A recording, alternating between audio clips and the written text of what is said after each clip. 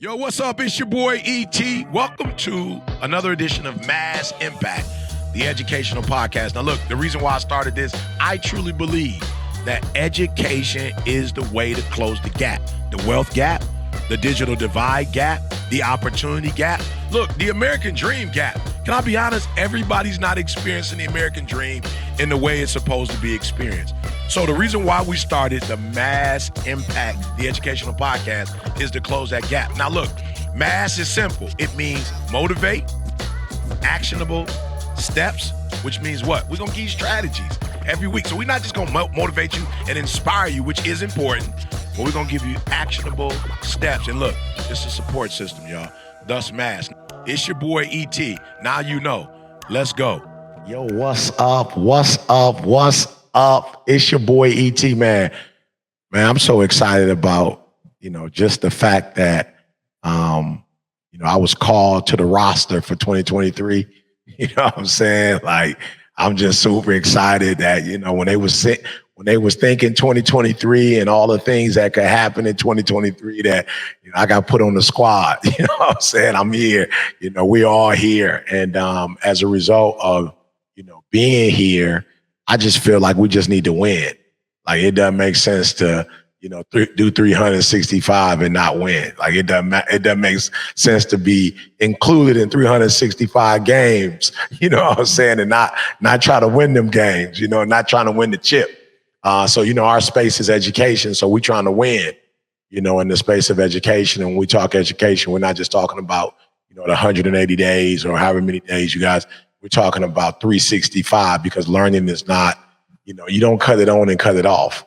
We're always learning, and we just want to make sure that we're taking full advantage of the opportunity to learn, so that it can further our lives. And then, hey, we have an opportunity to be learning ambassadors. You know what I'm saying? Like, we in this game, we help shape what learning looks like, So as always, we're looking to make a massive impact, right? And so number one, motivation. We're here to, motivate you. We're going to talk about that a lot today, this whole idea of motivation. But then after you get motivated, it's like, what do you do with the fuel? I always tell people, when I fill up my Escalade, like I'm going somewhere, like I never fill it up to put it in the driveway. I always fill it up because I'm going somewhere. So we're going to give you some action steps to go, with that fuel we're giving you. And then more importantly, I'm starting to realize that people who have support and a support system do a lot better than people who try to do it alone, So super excited to be with you guys today. I got the squad, as you can see. Sam's in the building, Katie's in the building, Ondale's in the building. We're in the building. Guys, let's just start here, man. You got picked on the roster for 2023. You're on the roster. Talk to us just about, what are you excited most about, for the year, or what are you most excited about as it relates to education? Whatever it is you're excited about. What are you most excited about for this new year? Anybody can start. Let me jump in real quick, because this is the year of greatness, the year 23. I'm from Chicago. So it's the jump year. This is the jump man year. The Jordan year. We tatted the year of greatness. So whatever we've been dreaming about, this is the time to move on. As E.T. said, this is the winning year. So I come from a winning city. We're a sports town. And so we living it up out here in Chicago. It's like, man, it's that Jordan year. So let's go ahead and leap. Let's go ahead and jump. As Larry Miller put in the book, let's go ahead and take that jump. Whatever's been let's go. Whatever's been, keeping us locked in a cage, it's time to go ahead and remove ourselves and be free, and so we can liberate others. And some E.T. mentioned when he was here in Chicago on December 29th, he talked about we need to be in a position so we can help as many people as we possibly can. So let's go ahead and press ahead on that. So yeah, the year of greatness. Vondell, I was working at a school this summer, and the senior class already had like 23 Jordan year, like class of 23. And I was like, I love that. Yeah, big year.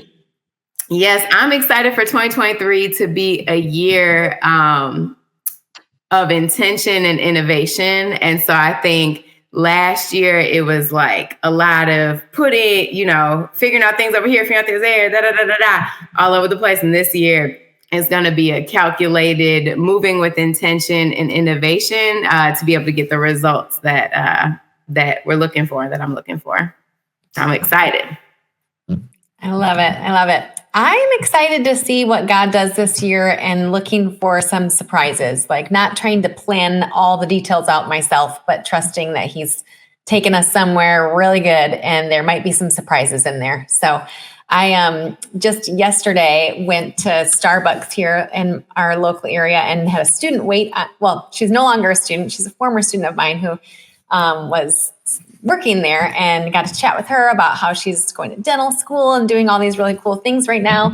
And I walked out of there like surprised that, like so excited for her and surprised that I'm like, oh my goodness, there was a time where I thought I was always going to be a kindergarten teacher, and sometimes you have to like pause and remember like what the past was, right? Like, and then I made this switch to do K-12, and then I loved high school, and I had these great relationships with high schoolers, and now we're doing all this great work here, and I still get to run into students that are doing exciting things, and we don't always know what the future has planned. So that's what I'm excited about planning for 2023, but also thinking like, man, God is just going to surprise us with good things like He has in the past too. Yeah, I love it. You see this in movies a lot. In quotes, but they say if you want to make God laugh, show Him your plans. Right? Yeah. You know what I'm saying? Yeah. God's like, oh, that's what you plan? Oh, that's funny. That's not what we're gonna be doing. Yeah, I love it. Right. I love it. But I also know though that, I told my son the other day because, he's in a very great space, and he was just like, man, Dad, I want to preserve it. And I said, man, the way you preserve it is not to plan. The way you preserve it is to put God first. I said, if you're God's favorite, it's a wrap. It's like everything you touch. If you're God's favorite, it's going to be blessed. And I was like, son, here's what I want you to do. I want you to pray as if everything depends upon God. And I want you to work as if there is no God. I said, if you could do those two things, you just pray like everything is on God, and then you work though as if, hey, it's on me. I was like, you'll find that balance, what I'm saying, and God will bless. So super excited. For me, guys, and it's going to lead into our topic today. I want this to be the year, of Harriet Tubman for me, in a way that has never been before.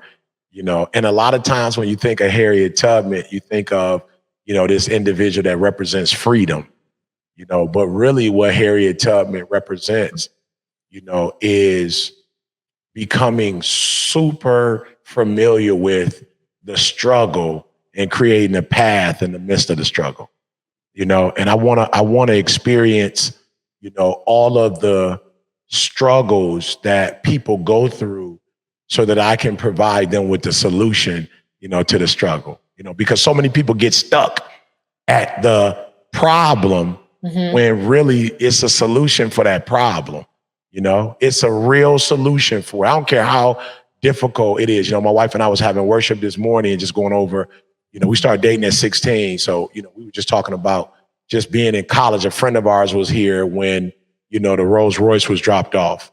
And, God is so amazing because I don't know if the experience would have been the same had they not been here, but they were here when we were like 19 and 20 and like struggling, like like eating, like, what I'm saying? We were struggling to eat, we were just struggling, what I'm saying? We had no bread, what I'm saying? We didn't have no careers, like we had nothing.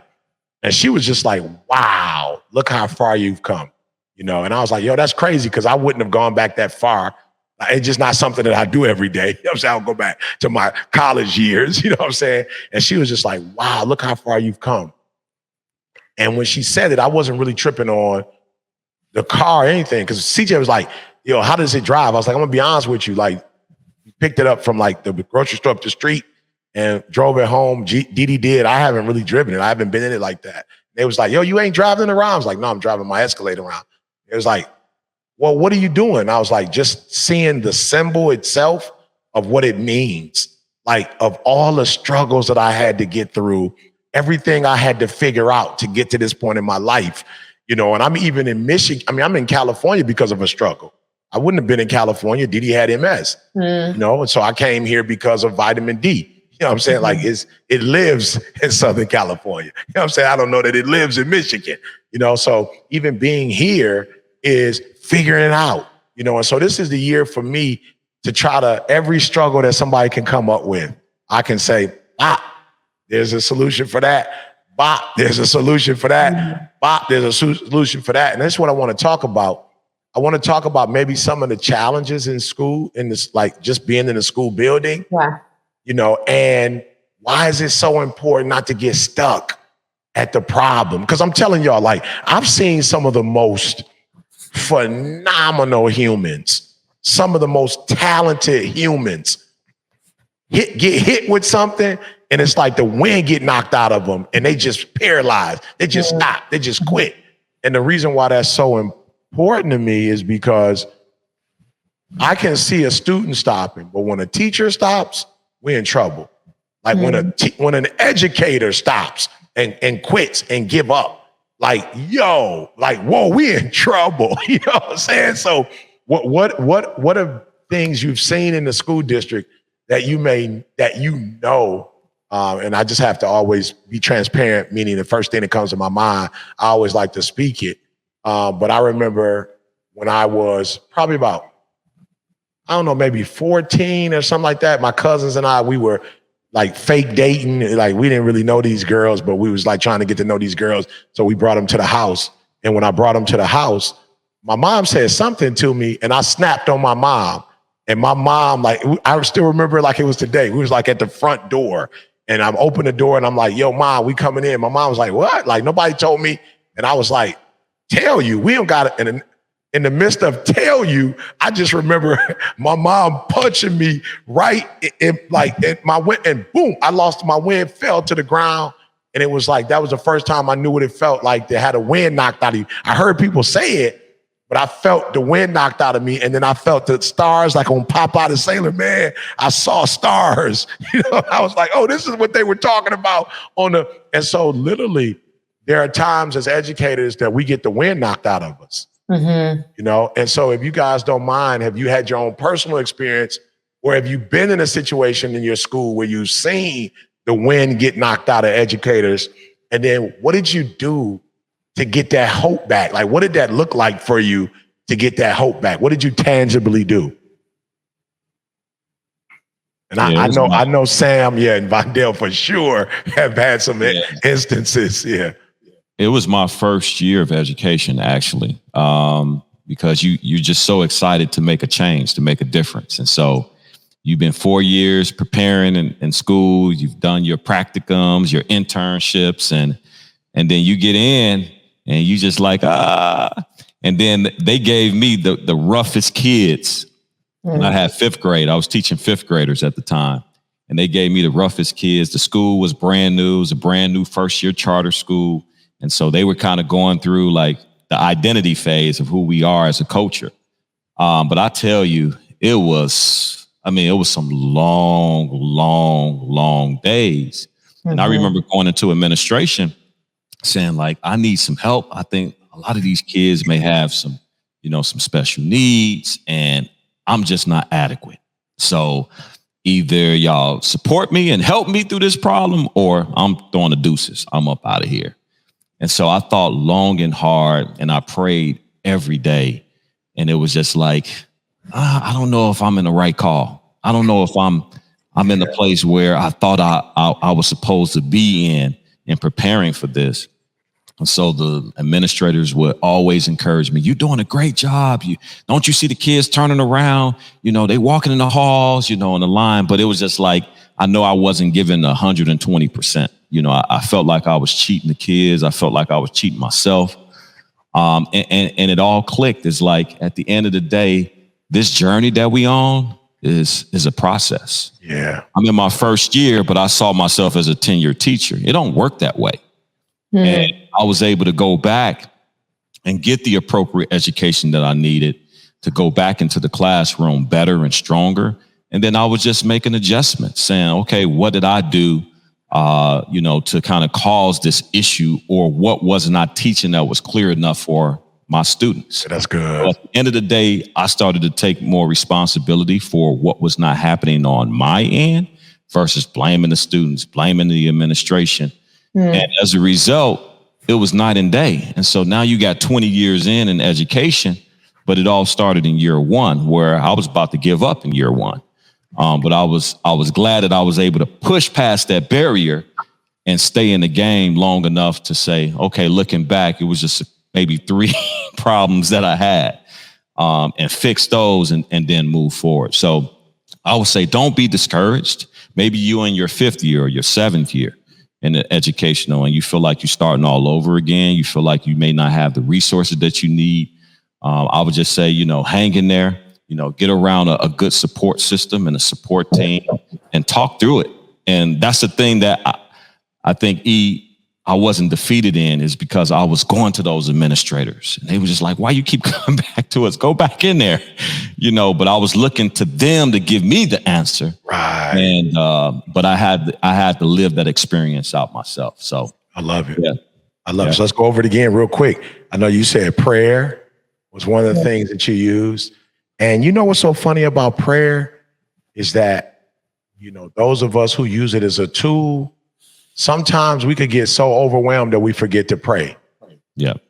Sometimes we can get so overwhelmed. It's like, you're so focused on a problem. And I think it was Bob Proctor. I saw a video from Bob Proctor last night, and he was saying, don't take your problems to God. Take your God to your problems. You know what I'm saying? He was like, yo, bro, don't be telling God about, take God to your problems and be like, you about to get it. Right. Ooh, you in trouble. So I heard you say prayer. I heard you say a community, talk to your community, like whoever your leaders are, talk to your leaders. Don't ever feel so overwhelmed that you do it alone. Yeah. So talk to your leaders. I also heard you say training and development. You know what I'm saying? I also heard you say ownership, ownership, own it. You took ownership, control what you can control. And then as you were talking, what year did you say you were in? As an educator? I was in year one going through that experience, but now, like right now, probably year 21. Yeah. And I'm just thinking how many kids I know personally. I don't even know all the kids you touched, the ones I know personally who have benefited that you did not give up in year one. You feel me? I know a bunch of kids in Chicago. I saw a couple of them in Dubai. I saw a few of them at the Super Bowl that did not quit because you didn't quit. And that's the thing I want to make sure that my educators are hearing, that they didn't quit because you didn't quit. Good. Talk to me. Who we got up next? I saw Katie pull out a book, so I'm like, what is she getting ready to say? Ready. I didn't have a plan, but that's why I like to keep them nearby. But you were just talking about prayer as an educator, and then you mentioned like sometimes we forget to pray. And I was just going to tag onto that sometimes we also like don't feel like we have the right words for the prayers that we want to pray. And so somebody gifted this book to me. It's called Chalk Dust: Prayers of Encouragement for Teachers. It's by Elizabeth Campbell Murphy. But I think it's really unique and special. Like just teachers that are listening, that might be something that you would love for yourself, or maybe to gift to a teacher next door to you. But they're all labeled for different prayer needs. So like for the very bright child, for the troubled child, for some of them are really specific, like for the child who keeps getting in fights, for the child who is stealing on the last day of school, on the day before spring break. Like they're real specific, and then their prayers are right there. And so I used to keep this on my desk as a teacher because sometimes you're just frazzled and it's the middle of the day and you can focus on the problems versus the solutions for sure. But if it was sitting right there, I could just grab it and flip to the one that was most fitting to the situation and just read and say the quick prayer that was there for me. I didn't even have to think of it myself. So just a resource that I thought might be really powerful. Can you just give us a quick sample of the book? Yes. Yeah. Can I just one? Pick one of the prayers. I might need it right now. Okay. I will tell you the prayer that says for the troubled child. I opened this because I had highlighted a part of it. that said, guide me, Father, show me my place in all of this. Remind me daily that this child is infinitely precious in your sight. Help them to believe that they matter to you because I've been able to show them that they matter to me. So just easy, like, you read that and you're like, yes, that's what I needed today. When sometimes it's easy to get flustered in the troubled child, right? That's causing you trouble as an educator, and having that just remind me was always helpful of like, okay, when I need to focus on what's important here. If I can make that kid feel like they matter to me, there's a bigger picture here. So just a good resource if you're looking for the words and don't have them yourself. I love it. I love it. Good. Sam, talk to us. I might have needed that during this situation that I'll talk about, but hey, you'll have it for next time, right? So, as Vondell was speaking about his first year of teaching, I started thinking about mine. And so, of course, there's always the challenges in the first year. And so after the first year, I was like, all right, I got the first year experience. Like, it's the second year I'm going in. I'm so excited. I've learned so much. And, I had my classroom decorated, all the systems ready to go. And it was October. And I got a call from the district and they said, you're going to have to pack everything up. We need you at the rival high school of where I was working. I was a special education teacher at the time. So like with our numbers, like we need you over here. And mind you, I was coaching basketball at the school. Like I was just so pumped. We had a great start to the year. And that just rocked me, right? I mean, I cried and everything, taking down my stuff and went over there. And I just like, my mindset was just, all right, there are going to be so many things in education and life that you cannot control, but what can I control right now? And so I got to the new school. I had a completely different experience. I learned from different students. I was able to really equip myself with even more tools, being in a different school population. And I was still coaching basketball at my original school. So I was determined, like, I'm going to take this time period right now to learn, but stay connected to my original school so I can go back. So I knew, like, I was like, I want to go back. I will be back there, but I'm not going to shut down and leave education or anything like that because of this experience. I'm going to look at it of like, what can I gain? What can I learn from this experience and stay connected so that I can go, eventually go back. And so it was definitely a year of learning. I would get up every morning, 5 a.m., get at the school because I would go to the other school right afterwards to coach basketball. And so I had to be very calculated, with my time and my connectivity. But I think, the next year I was able to go back.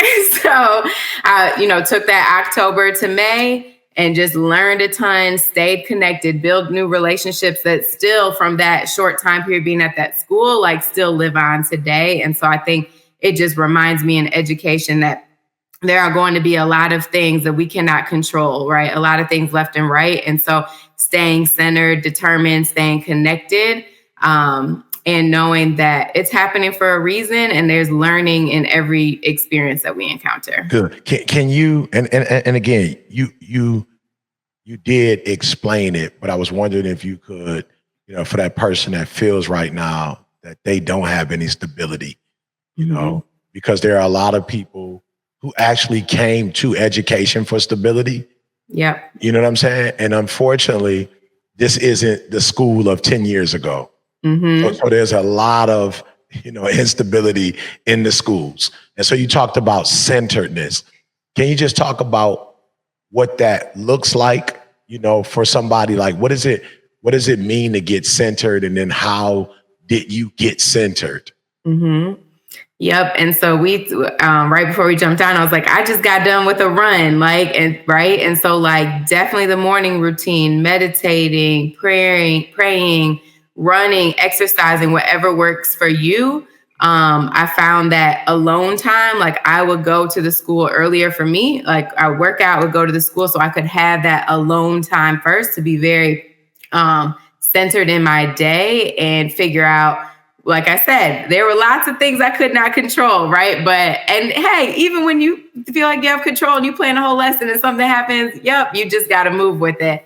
But I think it was operating and getting centered of just like, what do I want to get out of this day, right? What are my intentions for the day? And then doing some reflection afterwards of like, what were the great things that happened today? Maybe they were unexpected. Like a student came in, they took a quiz and they got an A. And from what I had been seeing before, I didn't think they might not get an A, right? And so just finding joy in the daily interactions and the daily things that may come up. And really, I guess that's the way that like I center myself in the morning. But I think also that lunchtime, what I realized is being very calculated in that lunchtime too, and what you need. Do you need social interaction, right? Do you need to go talk to another teacher? Do you need to meditate, like shut the door, turn on the meditation app or whatnot?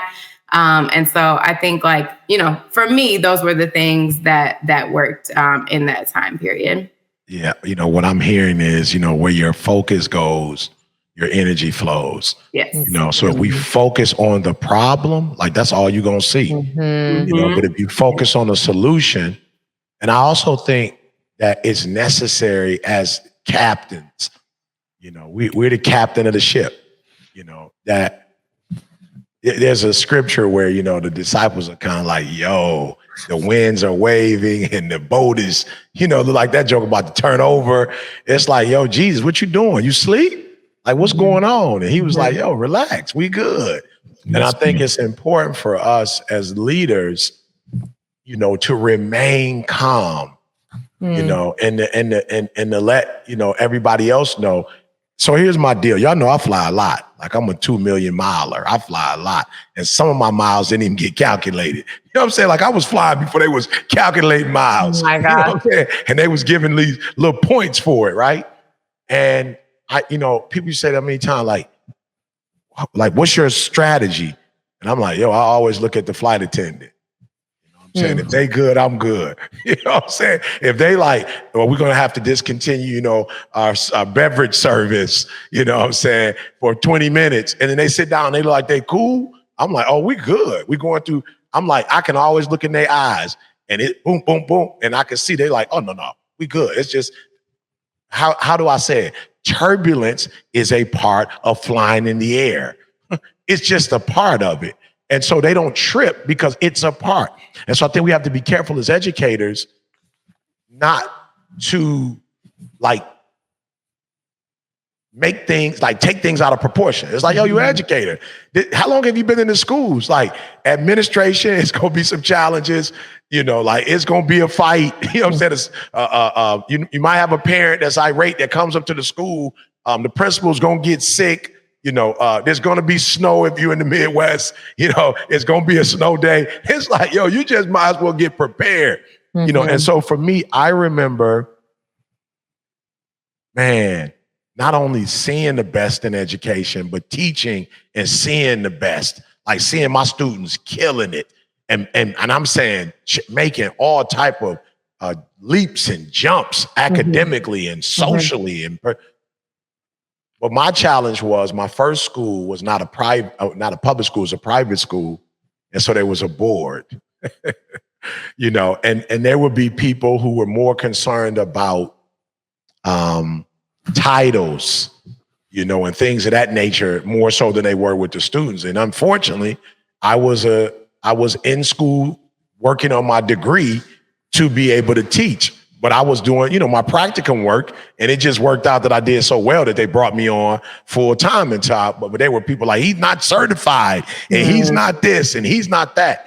And I remember allowing that for a period to really, cause me to hate school. Like, man, I don't even want to be here, because my principal had to come to me and talk to me about, okay, you don't have this and you don't have that, so you have to do more of this. You got to do more paperwork. You got to have more teachers in to do observations. Like, we got to be able to prove that. So now some of the people from the board coming in and watching, and they don't like those are non-traditional strategies. And I'm like, but they working. Like, your son knows how to read, or these kids know how to write, and they're more engaged in reading than they were ever engaged before. And now you're taking them on these field trips, and these field trips are not a part of, and I'm just like, Lord, I can't believe it. So I had gotten to a point like you, Vondell, where I was like, I just deuces, because I could go speak and I don't have none of these problems. I get on stage for an hour, people loving me. I don't have these problems, and what I had to do to get centered was to say, you're not here for the board. Right. You're not here for the board. You're here for these students. And it doesn't matter if there's some tension, or it doesn't matter if people are uncomfortable, if you're getting a goal done. But I was so into my feelings and what they thought about me, and I want everything to be peaceful, and can't we all just get along? Mm-hmm. So I started worshiping, can we all just get along, to my principal is saying, you killing it, you getting your check. You know what I'm saying? Like Eric, everything is it's not the movies. It's not TV. Everything is not going to be perfect. And I literally had gotten to a place where I was disturbed by external and not concentrating on the internal. I was so worried about when they had these meetings, what are they saying about me? What's my reputation? How are people perceiving me in the community? Because it was a private school, but it was like our church community. It was like our college community. And so it's, what do they think? And the guy was just like, what? Who cares? Everybody don't love me. Everybody don't, talk about me well. You know what I'm saying? Everybody, Martin Luther King, people trying to kill Martin Luther King. Well, they actually killed Martin Luther King. He had enemies. You know what I'm saying? Coretta Scott King, she had enemies. Rosa Parks, they had enemies. And I had gotten so caught up on wanting to be liked and wanting everything to be good that I had begun to compromise, what it was I was sent there to do. And that's to help kids academically. And once I got centered, you doing it. So you do it as long as they allow you to do it. And when they fire you, you go somewhere else and you do it, but you do this as long as you can. And my principal, of course, she ended up moving higher.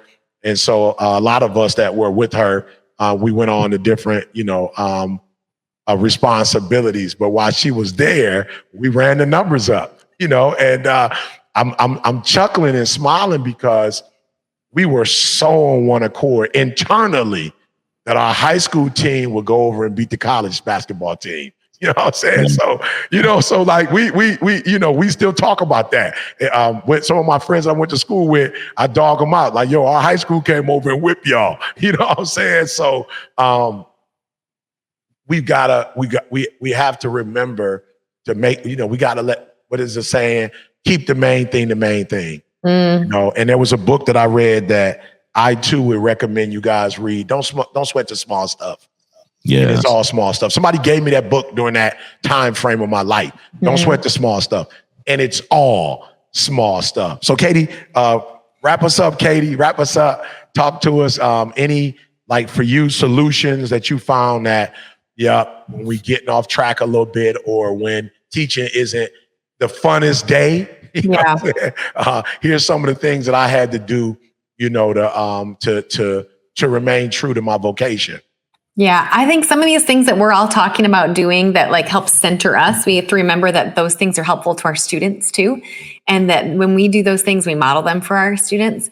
So even as a parent, I'm thinking of when you were talking about where your focus goes, your energy flows, and focusing on solutions versus problems. My 7-year-old, we have him do affirmations before he goes to school every day. And one of them we have him say is, my problems have solutions.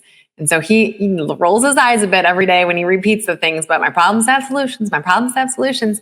And it's getting ingrained to where we're hoping, right, that he'll continue to use that on that daily when he encounters problems. And so we want our kids to do that, our students to do that too, when they see us do that. I think it's really helpful. And then and I do this as a parent too, but also in the classroom, when you're feeling like things are stressful and out of control, and maybe, you know how it is as educators, you're like, man, we had 3 snow days, and then it was exam week, and then there was an assembly, and we haven't had a normal day, and you start to feel this stressful energy. Your students are feeling that too. And sometimes it's okay to give yourself permission to just pause and do a reset. So it's okay to just maybe don't do your curriculum today, right? Just if everybody's feeling that stress, as a reading teacher, I would let's pause. I'd put some music on, put books out on the tables that I thought were high interest, and turn the lights half on, so it's just calm when they come in, and let's just read today. And if you're not a reading teacher, you might decide to do that differently, but it's okay to pause and not feel like you always have to go 100 miles an hour. Because as adults, when we feel this stressful energy, our kids are feeling it too. And it's a great model for us to model for them. How do you manage that? And if they know it's okay to pause and do something that's going to help recenter them, hopefully they'll do that as adults when they go into their lives and become more successful adults too, when they know my problems have solutions. It's okay to pause and recenter. Yeah, I would say as teachers, give yourself permission to pause and do that for a gift for you and for your kids if you need to. That's good. That's good. So as always, round robin before we turn it over to Brandon, let's just summarize if we can, that one thing, and I'll start off. For me, it's silencing the outside noise. As an educator, because it's a lot of noise. It's a lot of noise. It could be from federal, state, local, teachers, supervisors, peers, students, community, the newspaper, the local TV, the school board. It's a lot of noise. And I realized that one of the things that I have to do to operate as the best educator I can be is to be the best person that I can be. And saying, not right now to all the exterior, influences, and listening to the spirit in me, and getting centered with what I know is right, what I know is, whatsoever things are pure, whatsoever things are true, whatsoever things are lovely, whatsoever things of a good report. When I get there, I'm a bad man. You know what I'm saying? When I'm operating in righteousness and doing what's right, I'm a bad man. And when I'm not, it's because I'm not listening to the voice of God. I'm not listening to, the things that I know that's right. I'm listening to the chatter, and the opinions of others. And I've got to stop that. So for me, that's it. Get centered. I heard Sam say it. I'm like, yep, that's it for me. Get centered. And centered just means no outside, a whole bunch of, internal stuff. Yeah. Talk to me, Vidal. I see you moving. Talk to me. Yeah, I would say know that you have a support system. And if you don't, find one. I think it's critically important. I used to always not come into work because I was sick. I would always wait till I got sick to call off. And that's just too much of a burden, especially in 2023. So find a support system, make that load a little bit light, make that burden a little bit easier for yourself. Love it. I love it. Talk to me, Sam. I love that. Piggybacking off of what Vondell just shared and Katie shared earlier, I say slow down to speed up, right? Slow down to speed up. Take the moments that you need to slow down in those moments so you're not just going at a rapid rate all the time. Because if you slow down and take that time, whether it's to get your whole class centered, whether it's to get yourself centered, your productive time will increase when you focus on the next task. So. Love it. Katie, bring us home. I have to say, focus on what you want your results to be. And sometimes you have to change things up to get those results. Remembering that the definition of insanity, right? So you do the same thing over and over again and expect different results. So it's also okay to change up your curriculum if it's the same way that you've done it forever and ever. Sometimes it has to work differently for different kids. So focus on being results driven. And sometimes that is to change up your practice a little bit. Love it. All right. You've heard it from us. I hope there's one gem you could take away from all of this. And we'll send it back over to you, B. Let's go. Welcome back, everybody, to another episode of Mass Impact, the Education Podcast. This is, of course, the Principal's Office, where we review and recap the most impactful points from today's broadcast. And today's episode was all about hope and optimism in the educational environment. And really the entire episode, ET preached to us about keeping optimism and hope in the educational system and why that's so important in today's environment. And the language that's used there, I think, is really important.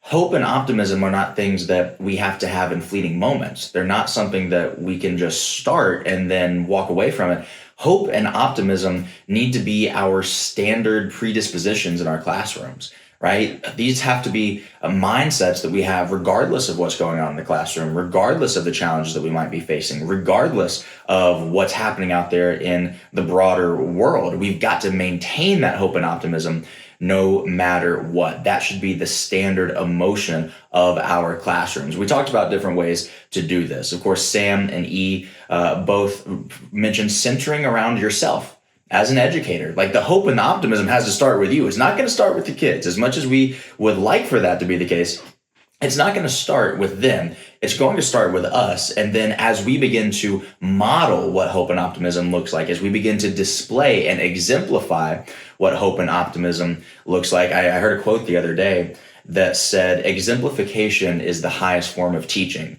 Meaning what? When we are a living, breathing example of what hope and optimism look like, the kids are going to start to catch on, and they will then begin to build some momentum and continue that optimistic energy throughout the classroom and throughout time. Now, how can we actually do this? Well, you've got to focus on yourself, whether it be a routine that you have, a morning routine, whether it be going on a run, whether it be meditation, prayer, like whatever it is for you that resets you and your mindset. You need to go on a spa day, you need a vacation every 6 months, like whatever it is that you need to do to get yourself right. The kids deserve the best version of you. And the only way they're going to get the best version of you is if your cup is full, right? You can't pour into anybody else if your own cup is empty. So do whatever it takes to make sure that you are showing up as the absolute best version of you. Now, E.T. and Vondale both spoke about the power of prayer. If you're losing hope